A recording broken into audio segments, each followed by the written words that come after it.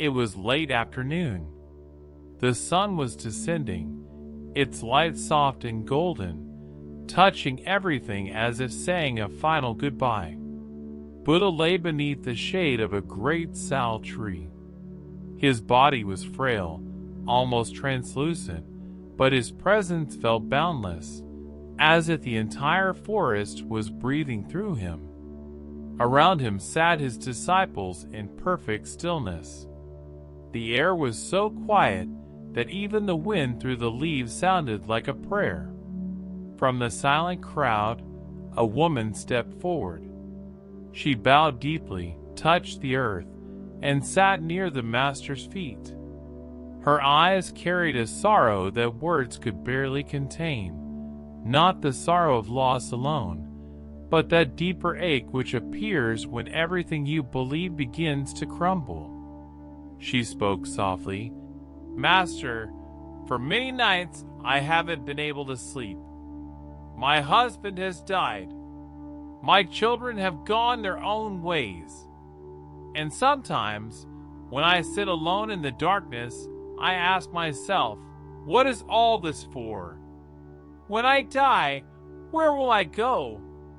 Will I ever meet them again?" Buddha turned his face slightly toward her. The last rays of sunlight touched his face like a golden veil. He did not answer immediately.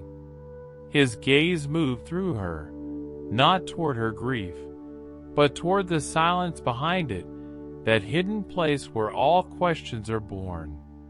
The woman waited, her heart trembling between fear and hope.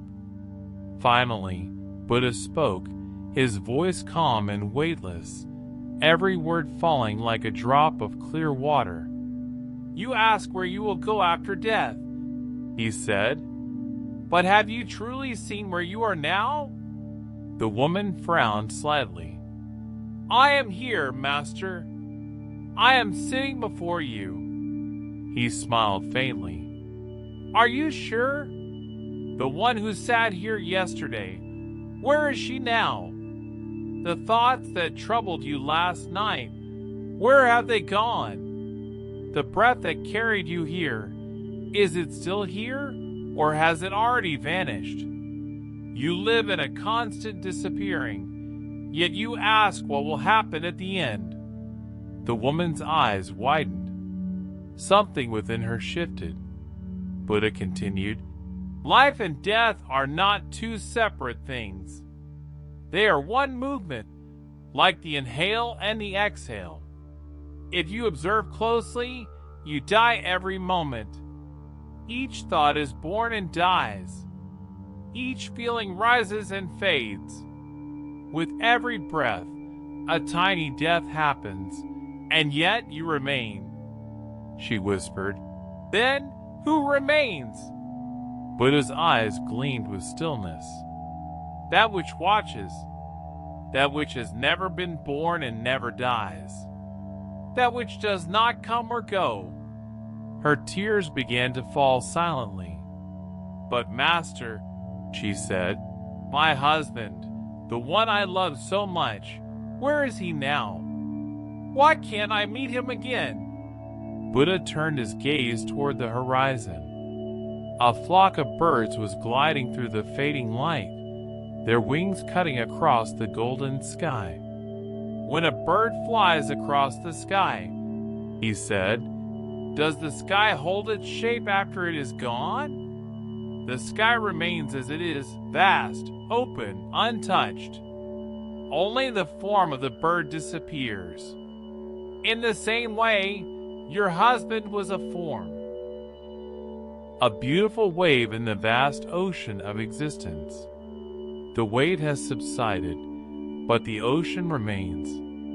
And you, O woman, are that ocean." She sat still as stone. Her mind wanted to cling, but something deeper, softer, began to melt.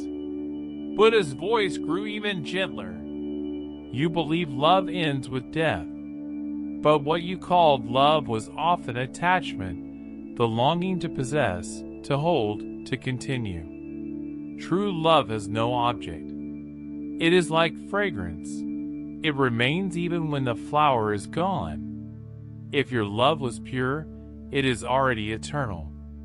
It has nowhere to go. The woman closed her eyes. Tears rolled down her cheeks, not of sorrow, but of release. For the first time, she wasn't clinging to what she'd lost. She was tasting what had never been lost at all. After a long silence, she said, "Master, I feel empty and full at once. It frightens me." Buddha smiled faintly. That is how truth first appears, as fear. The mind trembles when its boundaries begin to dissolve. But what dies is not you. It is the shadow you call me. When that shadow fades, you realize that death has never touched you. The woman whispered, "Then why do we fear death so much?" Buddha's voice became steady, filled with compassion. Because you have never lived. If you truly live, with awareness, with love, with presence, death is not an end. It is a completion. You fear death because you have postponed life. You have loved with conditions. You have lived with expectations. You have looked for permanence in a world that is constantly vanishing. See this moment, this breath, this stillness, this awareness.